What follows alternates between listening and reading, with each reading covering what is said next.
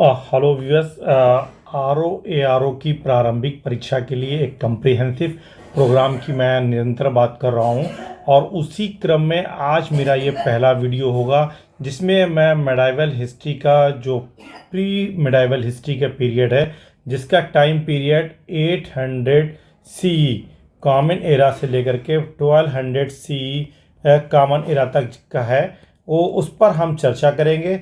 बहुत ही ब्रीफ चर्चा रहेगी, लेकिन फोकस हमारा फैक्ट पर रहेगा और उन फैक्ट्स पर रहेगा जो कि परीक्षा में बार बार पूछे जा रहे हैं, जिनसे प्रश्न बनने की निरंतर संभावना है, जहां से प्रश्न निरंतर आ रहे हैं। एक्चुअल में अगर हम मिडाइवल पीरियड की बात करें तो चूंकि ये सेक्शन लेस इम्पॉर्टेंट है, लेकिन यहाँ से 4-5 प्रश्न आते हैं और इसीलिए हमारा फोकस है कि ये जो 4-5 प्रश्न हैं इन पर हम शीघ्रता के साथ फोकस करते हुए इस पूरे मॉड्यूल को, जो कि मिडाइवल पीरियड का है, उसे कंप्लीट करने के बाद एंशिएंट पीरियड के जो इम्पोर्टेंट टॉपिक हैं उन पर डिस्कस करेंगे और फिर डिटेल में मॉडर्न हिस्ट्री को समझने का प्रयास करेंगे। और उसके पीछे मूल कारण ये है कि अगर हम डायरेक्ट मिडाइवल हिस्ट्री पर चलते हैं तो कई सारी ऐसी परिस्थितियां हैं जिनसे कनेक्ट होने में समस्याएं आती हैं। जब आप मिडाइवल और एंशिएंट हिस्ट्री के विषय में एक जानकारी रखते हैं तो निश्चित रूप से विषय के साथ आपकी एक कनेक्ट होती है, आप विषय से जुड़ पाते हैं और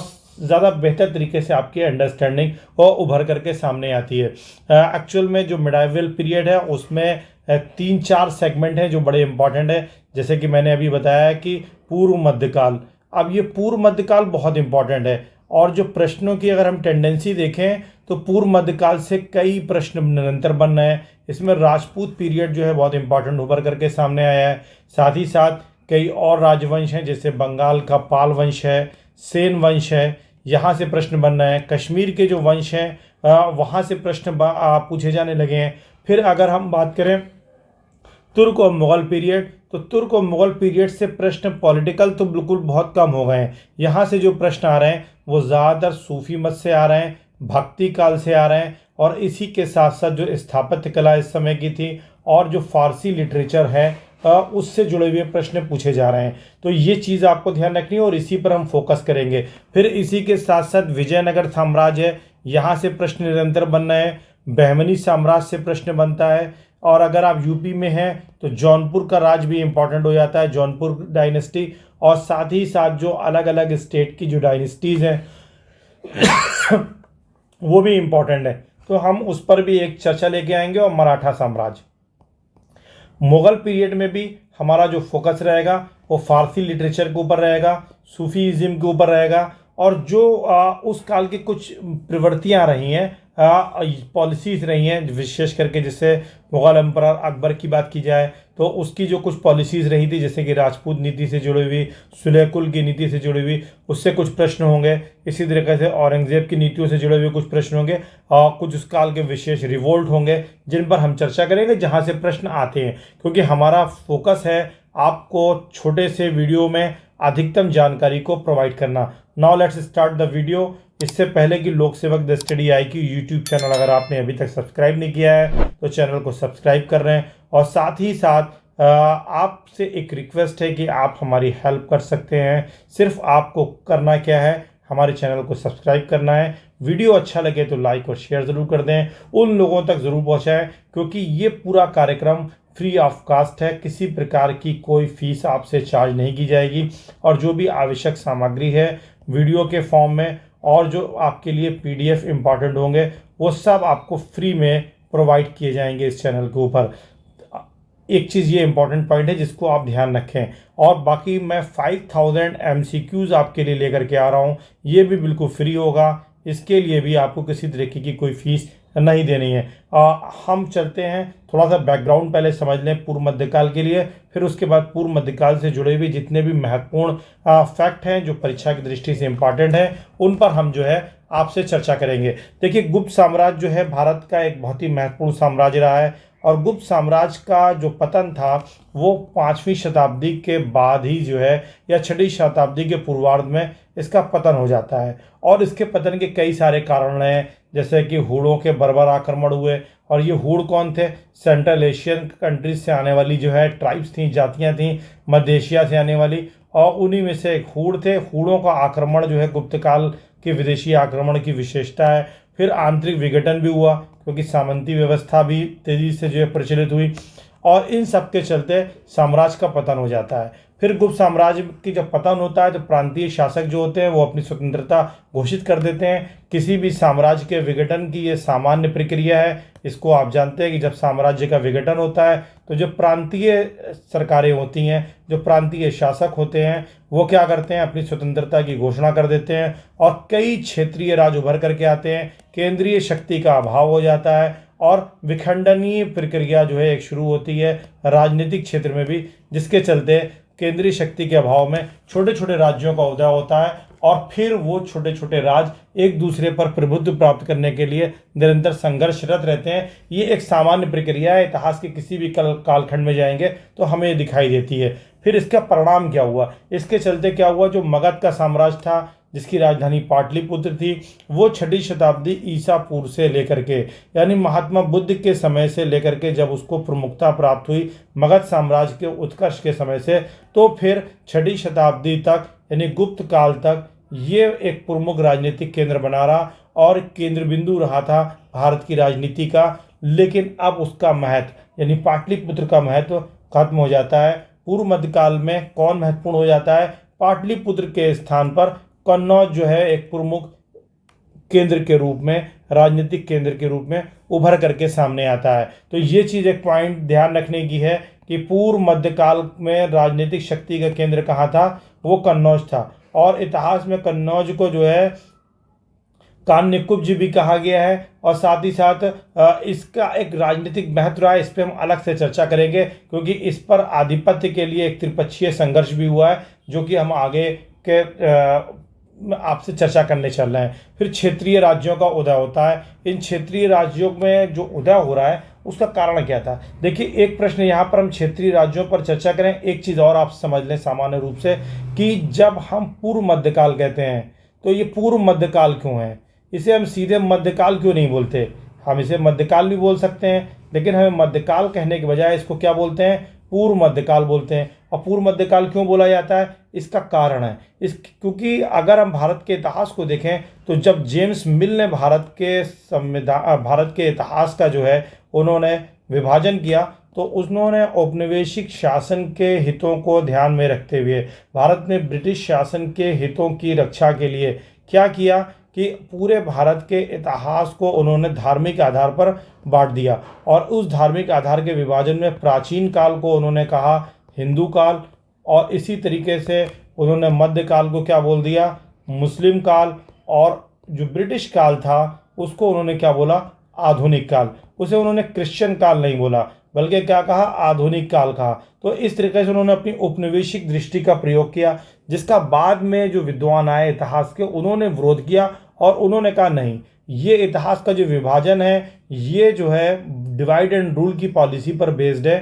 भारत की जो बढ़ती हुई राष्ट्रवादी चेतना है उसको कमज़ोर करने के लिए है, भारत में राष्ट्रवाद का उद्भव न होने पाए और जो भारतीय समाज की निहित कमजोरियां हैं जिसमें एक रिफ्ट है हिंदू मुस्लिम की, उसको वाइडर किया जाए। हालांकि समाज में एक एकीकरण की प्रक्रिया चल रही थी और जिसके चलते हिंदू और मुस्लिम समाज एक आया था और इसका सबसे बड़ा परिणाम यह है कि 1857 का जो स्वतंत्रता संग्राम हुआ उसे हिंदू और मुस्लिम दोनों ने मिलकर के साथ अंग्रेज़ों के विरुद्ध लड़ा था, जिसके चलते उन्होंने ये आवश्यक समझा कि किसी न किसी तरीके से इस हिंदू मुस्लिम एकता को कमज़ोर किया जाए और इसके लिए उन्होंने क्या यूज़ किया, इस पूरे काल को जो है हिंदू मुस्लिम एकता को तोड़ने के लिए धार्मिक आधार पर उन्होंने इसका विभाजन कर दिया। प्राचीन काल को उन्होंने हिंदू पीरियड कह दिया, मेडाइवल पीरियड को उन्होंने जो मुस्लिम काल कहा और मॉडर्न पीरियड को उन्होंने जो है यानी ब्रिटिश पीरियड को उन्होंने क्या कहा, मॉडर्न पीरियड। तो ये उनकी एक उपनिवेशिक दृष्टि थी। बाद में क्या किया गया, हमारे जो इतिहासकार थे उन्होंने कहा नहीं, प्राचीन काल हम इसको यूज़ करेंगे, इसका नाम हम जो है हिंदू काल नहीं रखेंगे। तो ये चीज़ उन्होंने कही। मध्यकाल को उन्होंने जो है मध्यकाल माना और साथ ही साथ इसे मुस्लिम काल मानने से अस्वीकार कर दिया। क्यों किया, क्योंकि अगर हम मध्यकाल में भी देखें तो मध्यकाल में भी पूरे भारत पर एक, अगर हम कुछ समय के लिए किसी शासन या किसी शासक के काल को माइनस कर दें तो भी भारत में पूरा एक प्रकार से एक छत्र मुस्लिम शासन नहीं था। मध्यकाल में भी कई ऐसे राज्य थे जो हिंदू राज थे, जैसे कि विजयनगर आप साम्राज्य देख रहे हैं, और फिर इसी तरीके से दक्षिण में मराठा शक्ति का उदय होता है। तो आप राजपूतों ने निश्चित रूप से मुगलों की अधीनता स्वीकार करी, लेकिन पूरे राजपूताना में राजपूती शासक बना रहा। इसके हमारे पास प्रमाण है। फिर शासन व्यवस्था में कहीं ना कहीं हिंदुओं की भी भागीदारी मुगल साम्राज्य के साथ रही।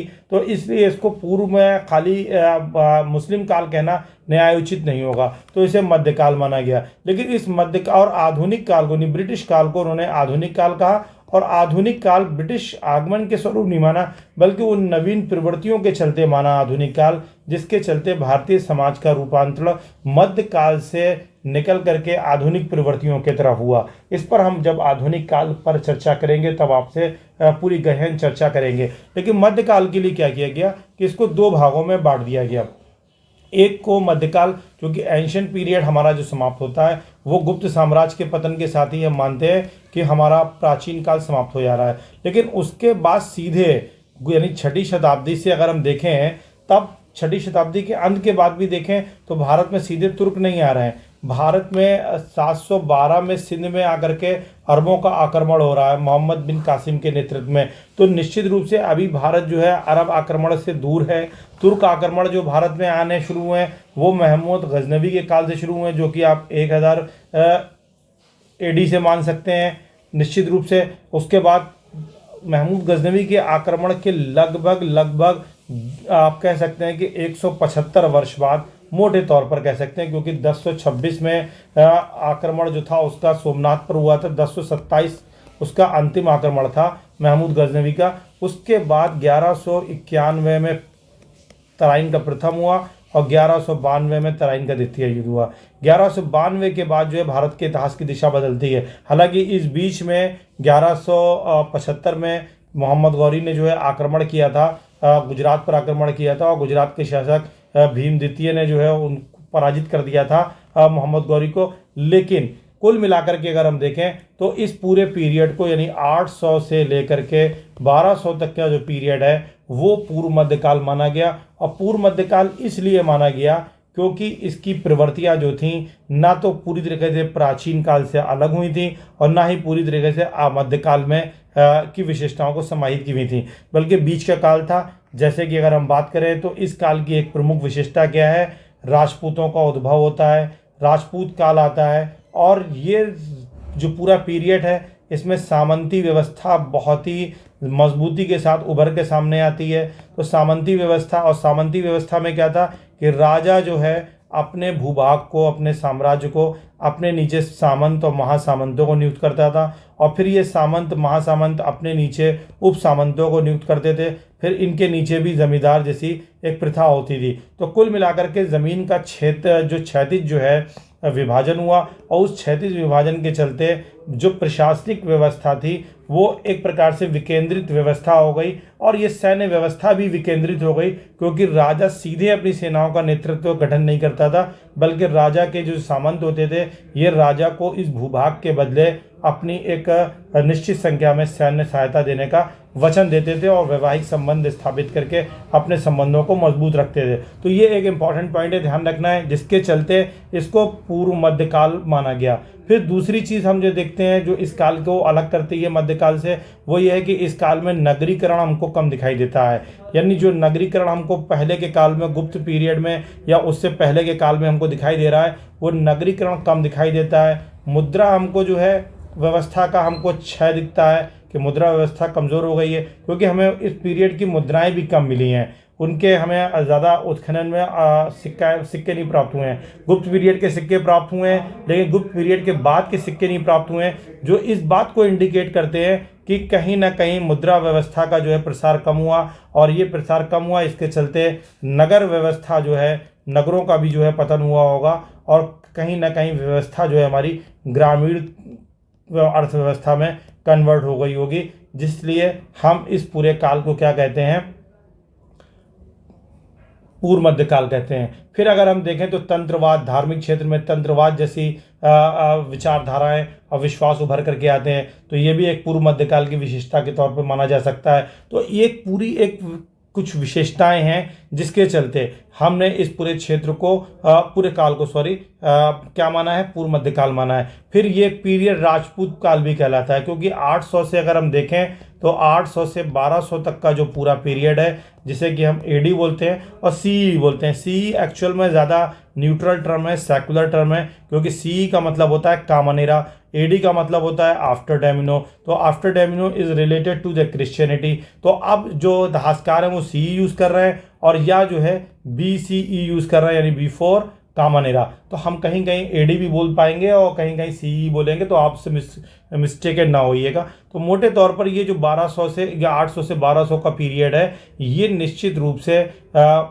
इसमें कुछ विशेषताएं ऐसी थीं जो इसको मध्यकाल से अलग कर देती हैं। और चूंकि राजपूत शासक जो थे वो सामंती व्यवस्था के पोषक थे और साथ ही साथ ये पूरा काल राजपूती शासन व्यवस्था से जुड़ा हुआ है, इसलिए भी इसे पूर्व मध्यकाल माना जाता है। तो अब ये तो हमने आपको एक बेसिक अंडरस्टैंडिंग बता दी है कि पूर्व मध्यकाल क्या है।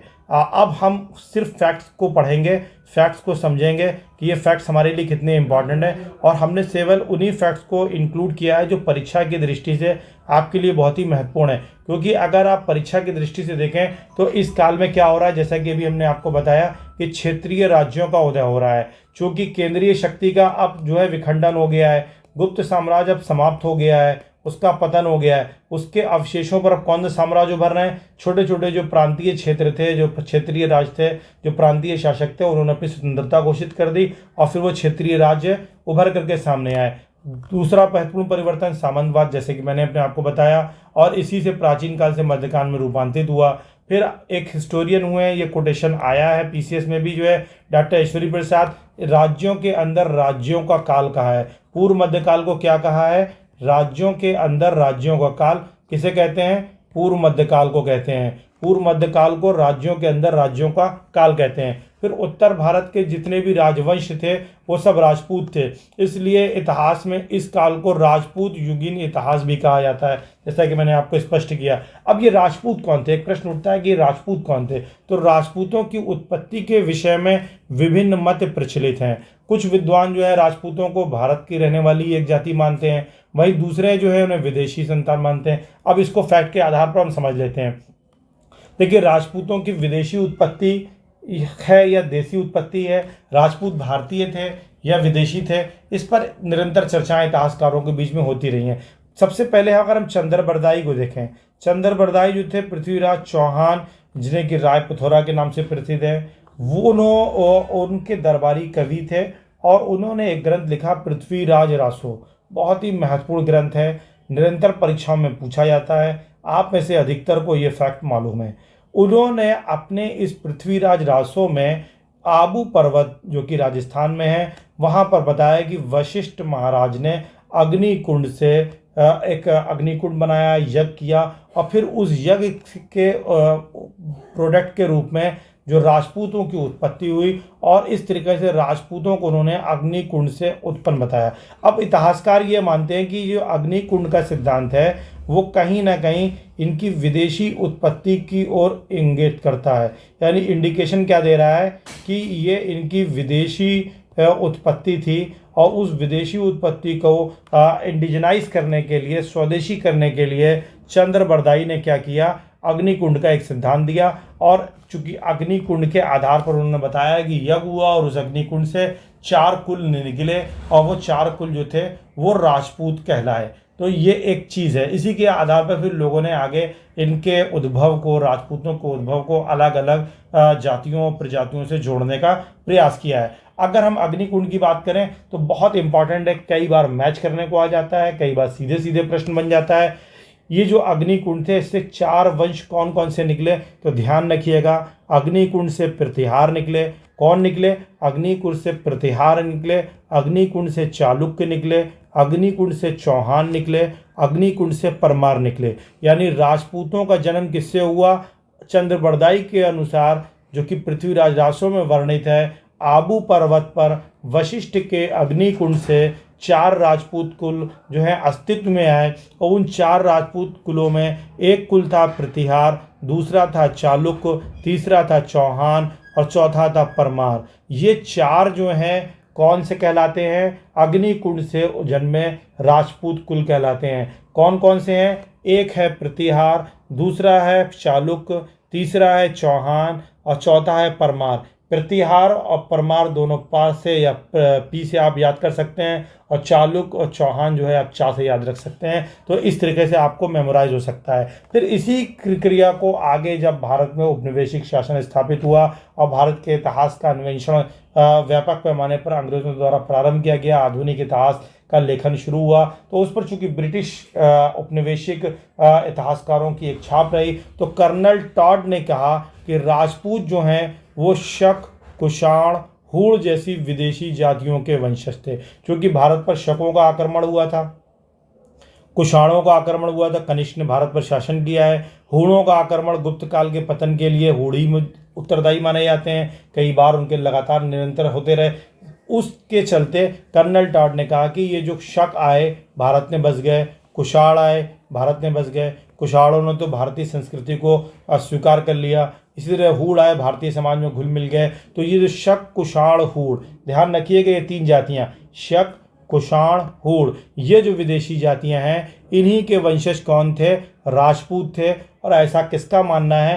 कर्नल टॉड का मानना है। तो अब आपको स्पष्ट हो रहा होगा कि कर्नल टॉड के अनुसार राजपूत जो थे वो शकों के, कुषाणों के, हूणों के वंशज थे। और अगर हम अग्निकुंड सिद्धांत को माने तो प्रतिहार, चालुक्य, चौहान, परमार ये जो हैं अग्निकुंड से जन्मे हैं। आबू पर्वत पर ये अग्निकुंड था, वशिष्ठ ने यज्ञ किया था, जिसके चलते ये चार कुल राजपूतों के अस्तित्व में आए थे। डॉक्टर ईश्वरी प्रसाद, DR भंडारकर, यानी ये तो जो भारतीय विद्वान हैं डॉक्टर ईश्वरी प्रसाद और DR भंडारकर, इन्होंने भी राजपूतों को क्या माना है? विदेशी माना है। तो कर्नल टॉड जो है वो भी जो है क्या मानते हैं? विदेशी मानते हैं। और इसी तरीके से डॉक्टर ईश्वरी प्रसाद जो हैं वो भी विदेशी मानते हैं। और DR भंडारकर भी राजपूतों को क्या मानते हैं? विदेशी मानते हैं। जबकि अग्निकुंड क्या कहता है? अग्निकुंड इंडिकेट करता है इनकी विदेशी उत्पत्ति को। तो ये आप ध्यान रखेंगे। फिर VD चट्टोपाध्याय एक महत्वपूर्ण इतिहासकार हुए हैं, प्रसिद्ध इतिहासकार हैं। इन्होंने क्या कहा है कि राजपूत जाति का उद्भव सामाजिक आर्थिक प्रक्रिया का परिणाम था। देखिए, सामाजिक आर्थिक प्रक्रिया का परिणाम था। इनका ये मानना है कि जैसे जैसे कृषि अर्थव्यवस्था का विस्तार होता गया है, नए नए क्षेत्रों को विजित किया जाने लगा, तो फिर उन नए विजित क्षेत्रों में प्रशासनिक व्यवस्था के सुचारू संचालन के लिए कुछ नए लोगों को शासन व्यवस्था में भागीदारी दी गई। फिर उसके चलते धीरे धीरे उन्हें क्षत्रिय मानते हुए फिर राजपूत जाति में उनका एक विकास हुआ, और इस तरीके से सामाजिक आर्थिक प्रक्रिया का ये परिणाम माना जा सकता है। ये किसने कहा है? VD चट्टोपाध्याय ने कहा है। तो VD चट्टोपाध्याय के अनुसार सामाजिक आर्थिक प्रक्रिया का परिणाम। ईश्वरी प्रसाद विदेशी मानते हैं, DR भंडारकर विदेशी मानते हैं, कर्नल टॉड शक, कुषाण, हूण का वंशज मानते हैं। क्लियर हो गया होगा।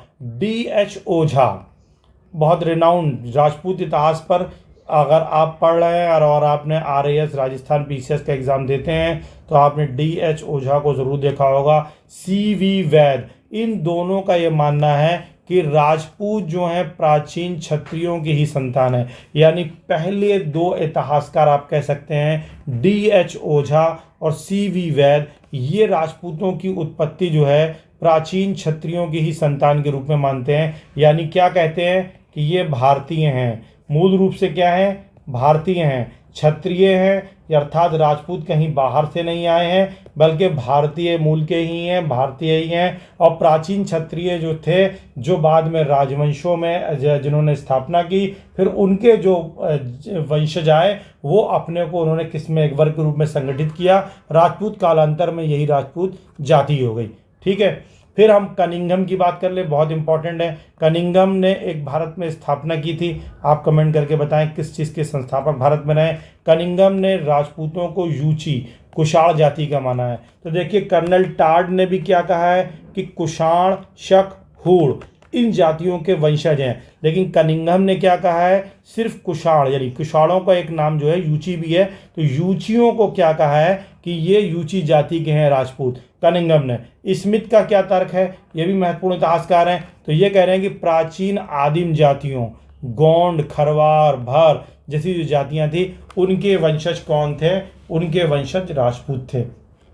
तो विदेशी अगर हम देखें जो इतिहासकार हैं उनमें स्मिथ एकमात्र हैं जिन्हें आप महत्वपूर्ण एकमात्र हैं जिन्हें आप कह सकते हैं कि उन्होंने राजपूतों की उत्पत्ति जो है प्राचीन भारतीय जो ट्राइब्स हैं उनसे इनकी उत्पत्ति मानी है और इन्हें गोंड जनजाति का, खरवार जनजाति का वंशज माना है। तो अब यहाँ तक आपको क्लियर हो गया होगा। फिर अगर हम प्राचीन ग्रंथों से अगर बात देखें तो कुमारपाल चरित एक ग्रंथ है। वर्ण रत्नाकर में परंपरागत 36 राजपूत कुलों की सूची मिलती है। देखिए, कुमारपाल चरित एक पुस्तक का नाम है और इसी तरह वर्ण रत्नाकर एक पुस्तक है। इन दोनों के जो रचनाकार हैं वो भी अभी हम आगे जब पुस्तकों पर चर्चा करेंगे तो आपको बताएंगे। परंपरागत 36 राजपूत कुलों की सूची मिलती है। तो एक ये साहित्यिक साक्ष्य के तौर पर आपके पास बात आती है कि किस तरीके से ये राजपूत जो थे 36 वर्णों में या कुलों में जो है बटे हुए थे। अब पहला जो कुल है, पहला यानी अग्निकुंड का जो पहला कुल है या पहला जो राजवंश है वो आप कह सकते हैं गुर्जर प्रतिहार। मैंने इस वीडियो में इसी को लिया है। 4 कुल एक साथ जन्म में आए हैं चंद्रबरदाई के अकॉर्डिंग। तो चंद्रबरदाई ने कहा कि अग्निकुल के अनुसार राजपूतों में सर्वाधिक प्रसिद्ध यानी सर्वाधिक प्रसिद्ध कौन है, सबसे महत्वपूर्ण कौन है? प्रतिहार है। और ये गुर्जरों की शाखा से संबंधित है, यानी गुर्जरों की शाखा से संबंधित होने के कारण इन्हें इतिहास में क्या कहा जाता है? गुर्जर प्रतिहार कहा जाता है। तो गुर्जर प्रतिहार इन्हें क्यों कहा जाता है? क्योंकि ये गुर्जरों की शाखा से संबंधित थे। पुलकेशिन द्वितीय के ऐहोल लेख में गुर्जर जाति का सर्वप्रथम उल्लेख हुआ है। बहुत इंपॉर्टेंट फैक्ट है, सब रट लीजिए, वेरी इंपॉर्टेंट पूछा गया है। पुलकेशिन द्वितीय के ऐहोल लेख में, पुलकेशिन द्वितीय जो है इसके ऐहोल लेख में गुर्जर जाति का उल्लेख सबसे पहले हुआ है, सर्वप्रथम हुआ है। तो गुर्जर जाति का सबसे पहले उल्लेख किस में हुआ है? ऐहोल लेख में हुआ है। ऐहोल लेख किसका है? पुलकेशिन द्वितीय का है। फिर ग्वालियर अभिलेख एक मिला है। ग्वालियर अभिलेख में प्रतिहारों ने स्वयं को मर्यादा पुरुषोत्तम राम के अनुज लक्ष्मण का वंशज बताया है। तो ये अपना वंशज किसका मानते हैं? ग्वालियर अभिलेख में। किस अभिलेख में? ऐहोल अभिलेख में नहीं। ऐहोल अभिलेख में क्या कहा गया है कि गुर्जर जाति का सर्वप्रथम उल्लेख हुआ है। और जब हम ग्वालियर अभिलेख की बात करेंगे तो ये प्रतिहार, गुर्जर प्रतिहार किसके वंशज हैं? लक्ष्मण जी के वंशज हैं। किसके वंशज हैं? लक्ष्मण जी के वंशज हैं। और प्रतिहार वंश की स्थापना किसने की थी? तो हरिश्चंद्र नामक एक राजा ने की थी। प्रतिहार वंश की स्थापना किसने की थी? हरिश्चंद्र नामक एक राजा ने की थी। लेकिन इस वंश का प्रथम महत्वपूर्ण शासक कौन था? वो नागभट्ट प्रथम था। इस वंश का प्रथम महत्वपूर्ण शासक कौन था? नागभट्ट प्रथम था। फिर नागभट्ट प्रथम का जो कार्यकाल है 730 से 756 है। कार्यकाल पूछा नहीं जाता है, सिर्फ अंडरस्टैंडिंग के तौर के लिए मैंने बोल दिया है ताकि आपको कभी कोई कालक्रम से जुड़ा हुआ प्रश्न अगर अरेंज करने के लिए आ जाए तो एक अगर माइंड में कहीं कोई चीज़ पड़ी होती है तो एमसीक्यूज को सॉल्व करने में ईजी हो जाता है। तो नागभट्ट प्रथम का जो कार्यकाल है वो 730 से 756 है। और अरबों से इसने लोहा लिया, निश्चित रूप से लिया होगा, अब आप समझ सकते हैं। 712 में मोहम्मद बिन कासिम का आक्रमण कहाँ पर हुआ है? सिंध पर हुआ है। और सिंध के पर अधिकार किसका हो गया है? अरबों का हो गया है। तो अब ये 730 में बना है। इसका अर्थ ये हुआ कि गुर्जर प्रतिहार क्षेत्र में अरबों ने अपना प्रसार करने का प्रयास किया होगा क्योंकि सिंध क्षेत्र में उनका ऑलरेडी अधिकार था। तो इसके चलते इसका अरबों से संघर्ष हुआ और इस संघर्ष में इसने अरबों को पराजित भी किया और पश्चिमी भारत में एक शक्तिशाली राज्य की स्थापना की। और ग्वालियर प्रशस्ति में, ग्वालियर प्रशस्ति में क्या कहा गया है इसको? ग्वालियर प्रशस्ति में ही लक्ष्मण का इसे वंशज बताया गया है और ग्वालियर प्रशस्ति में ही इसे मलेच्छों का नाशक कहा गया है। यहाँ मलेच्छों का तात्पर्य कौन है? यहाँ अरब लोगों से है। विदेशियों के लिए प्राचीन भारतीय क्या यूज़ करते थे? मलेच्छ यूज़ करते थे। क्यों करते थे? क्योंकि वो मांसाहार का प्रयोग करते थे जिसके चलते उन्हें मलेच्छ कहा जाता था। फिर प्रतिहार वंश का जो चौथा शासक है, सारे शासकों को नहीं लेंगे, वो वत्सराज हुआ है। और वत्सराज का कार्यकाल कौन है? 775 से 800 ईस्वी का है। और वह एक शक्तिशाली शासक था और वास्तविक संस्थापक था। अगर संस्थापक की बात की जाए तो कौन संस्थापक था? संस्थापक इसका था हरिश्चंद्र। प्रतिहार गुर्जर प्रतिहार वंश का स्थापना किसने की थी? हरिश्चंद्र ने की थी। लेकिन प्रथम महत्वपूर्ण शासक कौन था? नागभट्ट प्रथम था। और नागभट्ट प्रथम के बाद वास्तविक संस्थापक किसे माना जाता है? तो वो वत्सराज माना जाता है। और वत्सराज इस वंश का कौन सा शासक था? चौथा शासक था। वत्सराज के ही समय में कन्नौज के लिए त्रिपक्षीय संघर्ष शुरू हुआ था। ये त्रिपक्षीय संघर्ष, दक्षिण की शक्ति थे राष्ट्रकूट, आपने पढ़ा होगा, साथ ही बंगाल के थे पाल शासक और प्रतिहार, इन तीनों के बीच में एक संघर्ष शुरू हुआ। किसके लिए? कन्नौज पर अधिपत्य के लिए, क्योंकि कन्नौज उत्तर भारत की राजनीति संप्रभुता का, राजनीतिक शक्ति का प्रतीक था। जिसने कन्नौज पर अधिकार कर लिया वो पूरे उत्तर भारत का स्वामी माना जाता था, इसलिए इस पर संघर्ष शुरू हुआ। और इस संघर्ष की शुरुआत के समय कौन गुर्जर प्रतिहार शासक था? वत्सराज था। वत्सराज ने पाल शासक धर्मपाल को पराजित कर दिया। जब ये संघर्ष शुरू हुआ तो क्या किया? प्रतिहारों ने पाल शासक को पराजित कर दिया। लेकिन राष्ट्रकूट शासक जो ध्रुव था, यानी इसका शासक जो था ध्रुव था, यानी इस समय जब त्रिपक्षीय संघर्ष शुरू हुआ तो उस समय राष्ट्रकूटों का शासक कौन था? ध्रुव था। और पाल शासक कौन था? धर्मपाल था। तो इस चीज को ध्यान में रखना है कि जब त्रिपक्षीय संघर्ष शुरू हुआ तो उस समय गुर्जर प्रतिहार शासक कौन था? वत्सराज था। राष्ट्रकूट शासक कौन था? ध्रुव था। और पाल शासक कौन था? धर्मपाल था। वत्सराज ने धर्मपाल को पराजित किया, लेकिन ध्रुव से, जो कि राष्ट्रकूट वंश का शासक था, उससे वत्सराज पराजित हो गया। फिर वत्सराज के बाद कौन शासक बना? उसका पुत्र नागभट्ट द्वितीय बना। 800 से 833 तक रहा।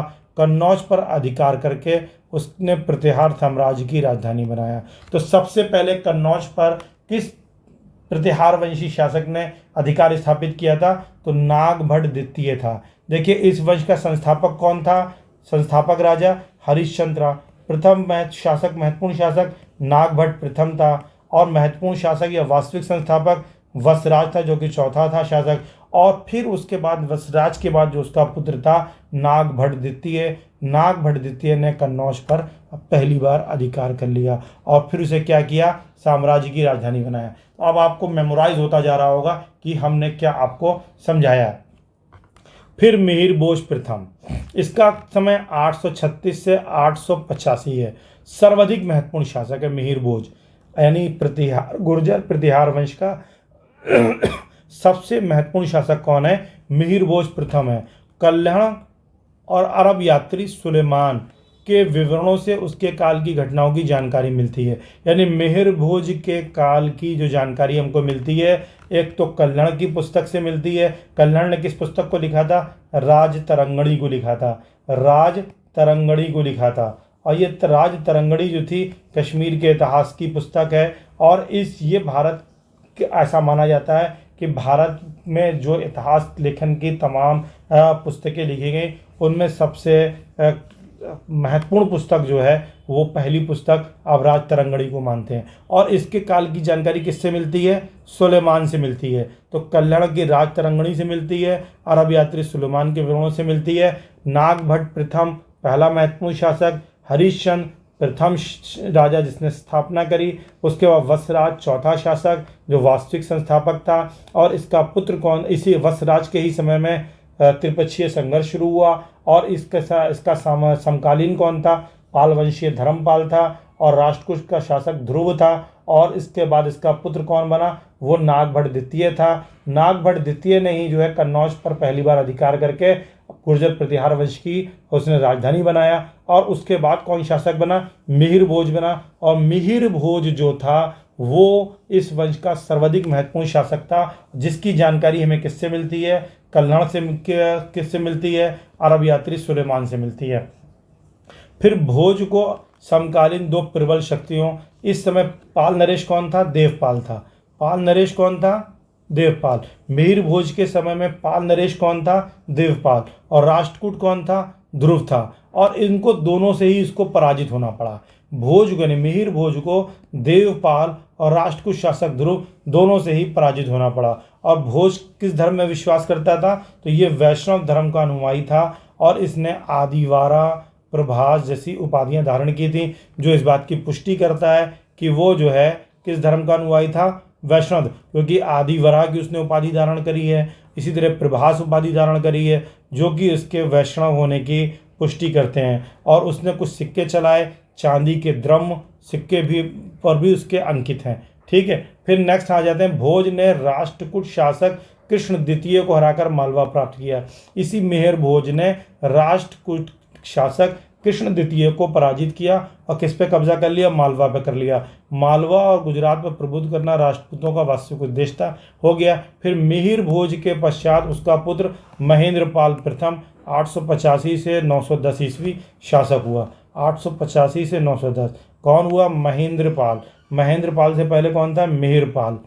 फिर इसने परम भट्टारक, महाराजा धीराज, परमेश्वर जैसी उपाधियां धारण करी। फिर महेंद्रपाल प्रथम ने राष्ट्रकूट शासक इंद्र तृतीय को पराजित किया। तो अगर मिहिर भोज की बात करी जाए तो महेंद्रपाल प्रथम का शासक हुआ। इसने किसको हराया था? मिहिर भोज ने राष्ट्रकूट शासक कृष्ण द्वितीय को हराया था, लेकिन ध्रुव से हार गया था। और इसी के बाद महेंद्रपाल ने जो है किससे हरा दिया था? इंद्र तृतीय को हरा दिया था। और ये इंद्र तृतीय कहाँ का शासक था? ये राष्ट्रकूट शासक था, लेकिन कश्मीरी शासक शंकर वर्मन से पराजित होना पड़ा। फिर महेंद्रपाल प्रथम की राजसभा में जो विद्वान था, वो ध्यान रखिएगा, राजशेखर। कई बार ये प्रश्न आया है, और वो उसके राजगुरु भी थे। महेंद्रपाल प्रथम की राजसभा में प्रसिद्ध विद्वान राजशेखर थे, और राजशेखर उसका राजगुरु था। और राजशेखर ने कई महत्वपूर्ण रचनाएं की हैं, जैसे कर्पूर मंजरी की रचना किसने की है? राजशेखर ने। काव्य मीमांसा राजशेखर, विद्युषाल भंजिका राजशेखर, बाल रामायण राजशेखर, भुवन कोश और हर विलास जैसे जैन ग्रंथों। भुवन कोश एक कैसा ग्रंथ है? जैन ग्रंथ है। हर विलास कैसा ग्रंथ है? जैन ग्रंथ है। और इसकी रचना किसने की थी? राजशेखर ने की थी। फिर महेंद्रपाल के बाद अगर हम देखें तो उसका काल राजनीतिक सांस्कृतिक दोनों दृष्टियों से महत्वपूर्ण रहा। फिर महिपाल, महेंद्रपाल के बाद महिपाल हुआ 912 से 944। ये भी एक प्रतापी शासक था। और महिपाल के काल में कौन आया था? अल मसूदी आया था। महिपाल के काल में कौन आया था? बगदाद का निवासी अल मसूदी आया था। 915 से 910 गुजरात आया था। तो महिपाल के काल में कौन आया था? अल मसूदी आया था। और जबकि अभी हमने आपको बताया था कि देखिए, मिहिर भोज के कार्य के बारे में जानकारी कौन प्रदान करता है? मिहिर भोज प्रथम के बारे में जानकारी प्रदान करता है अरब यात्री सुलेमान, जैसा कि अभी हमने आपको बताया। लेकिन यहाँ पर जो है महिपाल के काल में की जानकारी के शासनकाल में कौन निवासी आया था? बगदाद निवासी अल मसूदी आया था। और अल मसूदी ने गुर्जर प्रतिहार को अल गुजर कहा है, जो कि उसका अपभ्रंश आप कह सकते हैं। और राजा को खौरा कह के पुकारा है, जो कि वराह का विशुद्ध उच्चारण है। फिर राजशेखर जो है महिपाल को आर्यव्रत का महाराजा धीराज की उपमा दी है। तो राजशेखर ने किसको उपमा दी है? आर्यव्रत के महाराजा धीराज की महिपाल को दी है, ध्यान रखिएगा। और राजशेखर को महेंद्रपाल प्रथम और महिपाल दोनों ने संरक्षण प्रदान किया था। और राजशेखर कलचुरी शासकों की सेवा में भी रहे थे। और फिर महिपाल के समय में ही गुर्जर साम्राज्य का विघटन प्रारंभ हो गया। फिर महिपाल के बाद महेंद्रपाल द्वितीय, देवपाल, विनायकपाल द्वितीय, महिपाल द्वितीय और विजयपाल जैसे कमजोर शासक हुए। और फिर इसके बाद 963 में राष्ट्रकूट शासक कृष्ण तृतीय ने उत्तर भारत पर आक्रमण किया और प्रतिहार राजा को पराजित किया। और फिर जो है प्रतिहार साम्राज्य का विघटन हो गया। नेक्स्ट अगर हम बात करें, 1018 ईस्वी में महमूद गजनवी ने कमज़ोर गुर्जर शासक राजपाल को हराकर अपने अधीन कर लिया। तो महमूद गजनवी ने किसको हराया था? किस गुर्जर प्रतिहार शासक को हराया था? राजपाल को हराया था। किसको हराया था? राजपाल को हराया था। और राजपाल का पुत्र कौन था? त्रिलोचन पाल था। ये प्रश्न भी आया हुआ है। और 1019 में महमूद गजनवी से पराजित हुआ और उसके उपरांत प्रतिहारों का अंत हो गया। और अंतिम शासक कौन था इस वंश का? यशपाल था। गुर्जर प्रतिहार वंश का अंतिम शासक कौन था? यशपाल था। और प्रतिहार शासकों के बाद भारत में सर्वोत्तम अश्वारोही सैनिक थे। तो ये आपका वीडियो गुर्जर प्रतिहार और पूर्व मध्यकाल से जुड़ा हुआ कंप्लीट हुआ है। अब नेक्स्ट में हम जो है गहड़वाल वंश पर चर्चा करेंगे, और वो वीडियो निश्चित रूप से इससे संक्षिप्त रहेगा, क्योंकि इसमें हमें बैकग्राउंड भी लेना था। डेली आपको हिस्ट्री से जुड़े हुए कुछ वीडियोस देंगे, उसके बाद एक कंपाइल वीडियो आपको प्रोवाइड करा देंगे, जिसमें पूरे पूर्व मध्यकाल को हम एक साथ इंक्लूड कर देंगे। Thank you so